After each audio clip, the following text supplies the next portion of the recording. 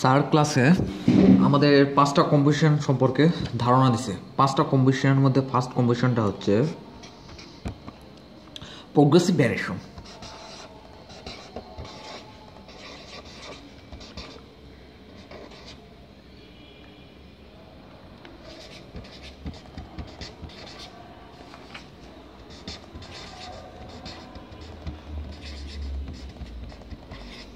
Progressive ভ্যারিয়েশনের Bangla হচ্ছে প্রগতিশীল রূপান্তর।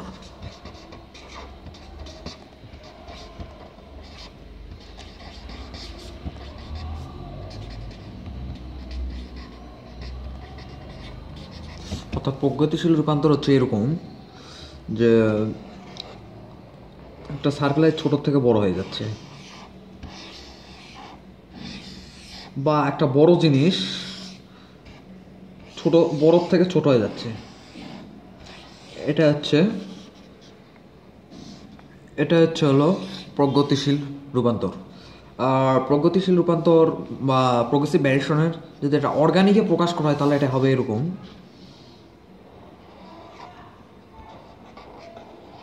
অর্থাৎ একটা জিনিস ছোটোর থেকে বড় হয়ে যাবে বা বড়োর থেকে ছোট হয়ে যাবে। এটা আমি করলাম ছোটোর থেকে বড় হয়ে গেছে, এই ছোটোর থেকে বড় হয়ে গেছে। কিংবা এটা আরেকভাবে করা যায় যে হলো বড়োর থেকে ছোট করা।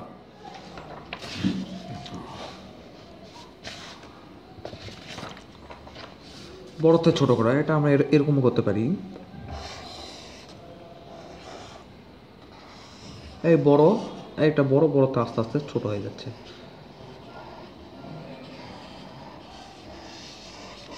দেখা দেখা বড় থেকে ছোট হয়ে গেছে। এটা হচ্ছে হলো প্রোগ্রেসিভ ভ্যারিয়েশন।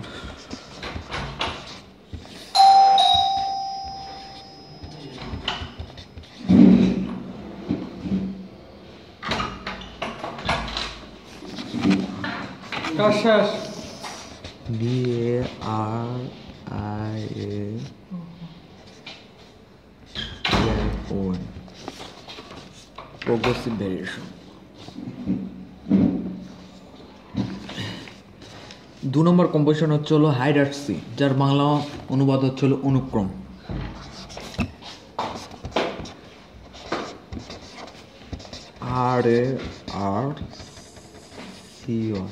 এর বাংলা অনুবাদ হচ্ছে অনুক্রম। এই হাইরার্সি হচ্ছে হলো এটা এরকম একটা জিনিস, জাস্ট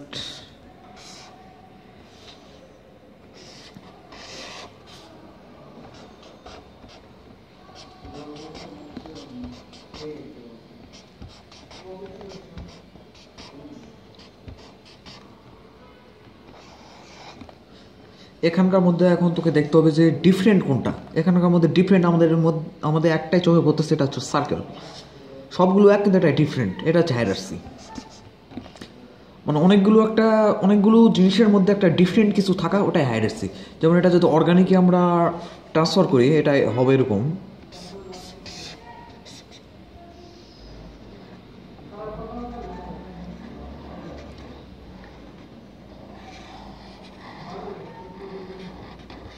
এখানে আমরা দেখতে পাচ্ছি যে সব পার্টি কিন্তু ছোট, একটা পার্টি বড় দেখা যাচ্ছে। এটা হচ্ছে হাইরার্সি অর্গানিকে কনভার্ট করলে এটা এরকম হয়। মানে বা হাইরার্সি এরকম হতে পারে অর্গানিকে।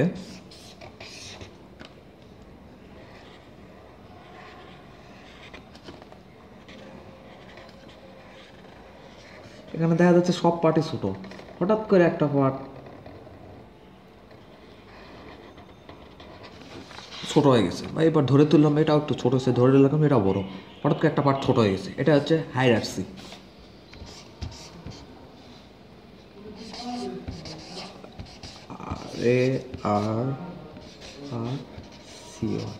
হাইরার্সি। এবার 3 নম্বর আমরা যেটা সম্পর্কে ধারণা নেব সেটা হচ্ছে হলো 3 নম্বর স্যার যেটা সম্পর্কে ধারণা দিচ্ছে ক্লাসে, সেটা হচ্ছে হলো সাইজ ভ্যারিয়েশন।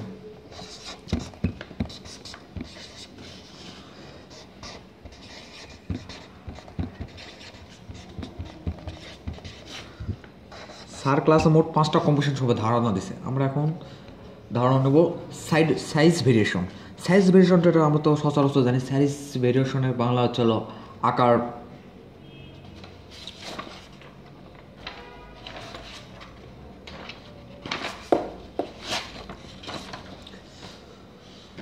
আকার রূপান্তর। এই যেমন দেখা যাচ্ছে এটা সাইজ ভেরিয়েশন আর হচ্ছে প্রোগ্রেসিভ ভেরিয়েশন, এটা অনেকটা এক জিনিস। তো আমার দৃষ্টিকোণ থেকে পুরাপুরি এক, অনেকটা এক না, পুরাপুরি এক। মেবি স্যার বলছে যে অনেকটা এক, এই তো ছোটোর থেকে বড় হয়ে গেছে, কিন্তু এটা কিন্তু বড়োর থেকে ছোটো হতে পারবে না। কিন্তু প্রোগ্রেসিভ ভ্যারিয়েশনে ছোটোর থেকে বড় হতে পারবে বা বড়োর থেকে ছোটো হতে পারবে, একটা রূপান্তর হতে পারবে, যে কোনো ইচ্ছা স্বাধীন প্রোগ্রেসিভ হতে পারে। ছোটোর থেকেও বড় হতে পারে, প্রোগ্রেসিভ ভ্যারিয়েশনে ছোটোর থেকেও বড় রূপান্তর হতে পারে এবং বড়োর থেকেও ছোটো রূপান্তর হতে পারে। কিন্তু সাইজ ভ্যারিয়েশনে ছোটোর থেকে বড় রূপান্তর হবে। প্রোগ্রেসিভ ভ্যারিয়েশন আর সাইজ ভ্যারিয়েশনের মধ্যে এইটুকুই তফাৎ।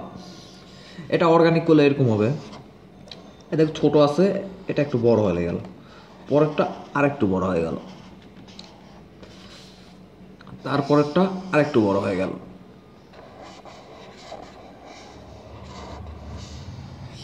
দেখা যায় যে ছোটোর থেকে বড় হয়েছে, এটা হচ্ছে হলো সাইজ ভেরিয়েশন।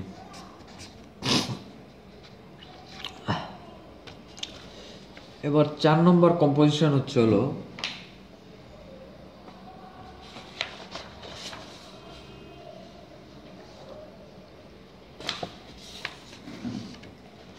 রিদম।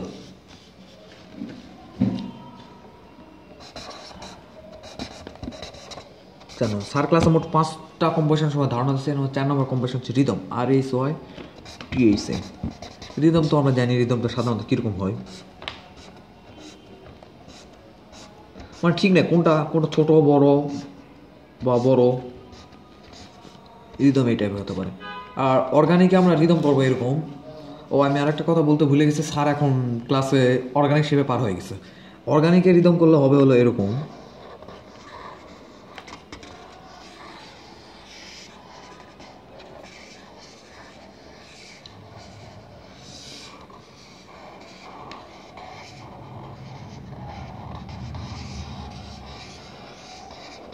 আশা করি রিদম বুঝাইতে আমি সক্ষম হয়েছি, অর্গানিক রিদম বুঝাইতে।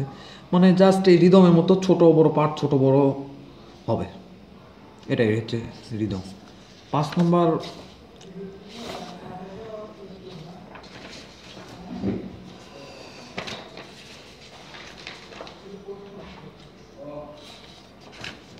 কম্পোজিশন স্যার যেটা ক্লাসে ধারণা দিচ্ছে, এটা হচ্ছে হলো শেপ ইমার্জেন্স,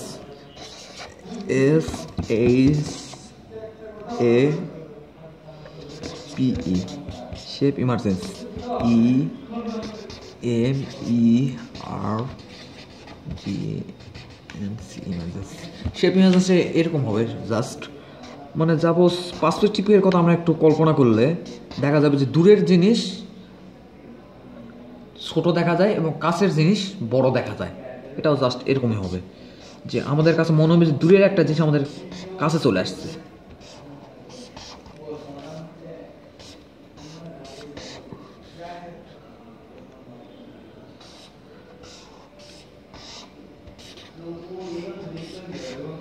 দেখা যাচ্ছে যে দূর থেকে জিনিস আস্তে আস্তে আস্তে আস্তে আস্তে আস্তে আস্তে বড় হয়ে গেছে।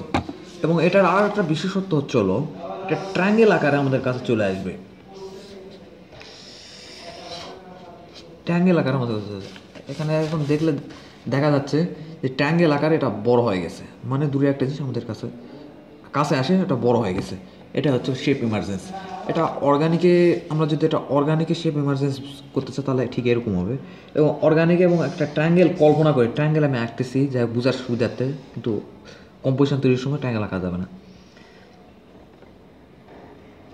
এই ছোট আস্তে আস্তে ত্রিভুজ কল্পনা করে ত্রিভুজের আকারে বড় হয়ে যাবে এটা। যাক আমার আঁকা পুরোপুরি ঠিক হচ্ছে না, কিন্তু আশা করি বুঝতে পারতেছিস। ত্রিভুজ আকারে এটা আস্তে আস্তে আস্তে বড় হয়ে গেছে। যাই হোক আমার আঁকা কিন্তু এখানে একটু ভুল আছে। এটা হচ্ছে শেপ ইমার্জেন্স। স্যার আমাদের ক্লাসে এই 5টা কম্পোজিশনের উপর ধারণা দিছে। 5টা কম্পোজিশন কি আমি আবারও লিখতেছি। 1 নম্বর progressive, PROGRESSIVE, progressive variation, VARIATION, progressive variation. আমরা তো প্রোগ্রেসিভ ভ্যারিয়েশন সম্পর্কে জানলাম। এবং দ্বিতীয়ত হচ্ছে হলো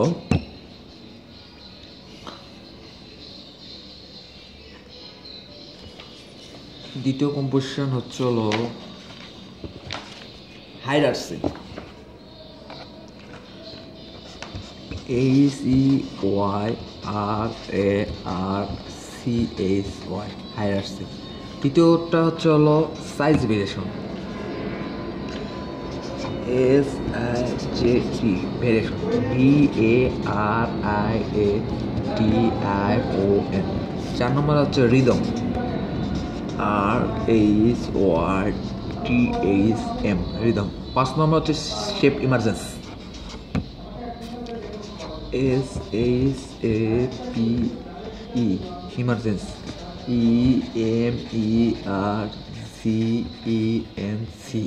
আমরা এই 5টা কম্পোজিশন সম্পর্কে কিন্তু অলরেডি ধারণা নিয়ে নিয়েছি। এখন স্যার আমাদের বলছে যে হলো, হ্যাঁ আমি একটা কথা বলে রাখি এখানে, যে এই 5টা কম্পোজিশন ইউজ করে আমাদের 10টা কম্পোজিশন তৈরি করতে হবে। এই 5টা নিয়ম ইউজ করে আমাদের 10টা কম্পোজিশন তৈরি করতে হবে, এবং তৈরি করার পরে 6, 7 মানে আর 2টা নিয়ম আমাদের কিন্তু নিজের থেকে কল্পনা করতে হবে, নিজের থেকে তৈরি করে কল্পনা করে কম্পোজিশনটা তৈরি করতে হবে আমাদের।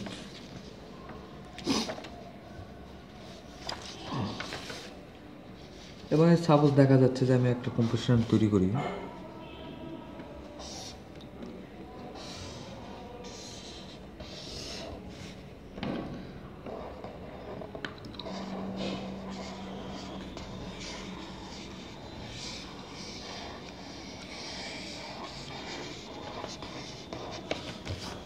দেখা যায় যে এখানে আমরা কয়টা কম্পোজিশন তৈরি করব, কয়টা নিয়ম ইউজ করে এই কম্পোজিশনটা আমরা তৈরি করব। এখানে সাধারণত দেখা যাচ্ছে 3টা নিয়ম অনুসরণ করে এই কম্পোজিশনটা তৈরি করা হয়েছে। এটা হচ্ছে হলো প্রগ্রেসিভ ভ্যারিয়েশন। দেখা যাচ্ছে যে আস্তে আস্তে বড় হয়ে গেছে, বা একটা অবস্থা রূপান্তর হয়েছে, ছোটো ছিল আস্তে আস্তে এটা বড় হয়ে গেছে। 2 নম্বর হচ্ছে সাইজ ভ্যারিয়েশন, এটা আস্তে আস্তে সাইজটা বড়ও কিন্তু হয়েছে। আর 3 নম্বর হচ্ছে হলো shape emergence, size variation, shape emergence, মানে এটা একটা ট্রায়াঙ্গেল আকারে জিনিসটা বড় হয়ে গেছে। তার মানে 3টা নিয়ম ইউজ করে আমরা একটা কম্পোজিশন তৈরি করলাম, এভাবে 10টা কম্পোজিশন তৈরি করতে হবে। আর এখানে দেখা যাচ্ছে যে আরও 2টা নিয়ম আমাদের নিজের থেকে তৈরি করে, মানে লজিক থাকতে হবে, এরকম কিছু নিয়ম নিজের থেকে তৈরি করে স্যারকে দেখাইতে হবে। এবং 4-5টা কম্পোজিশন, মোটমাট 15টার মতো কম্পোজিশন আমাদের সাবমিট করতে হবে।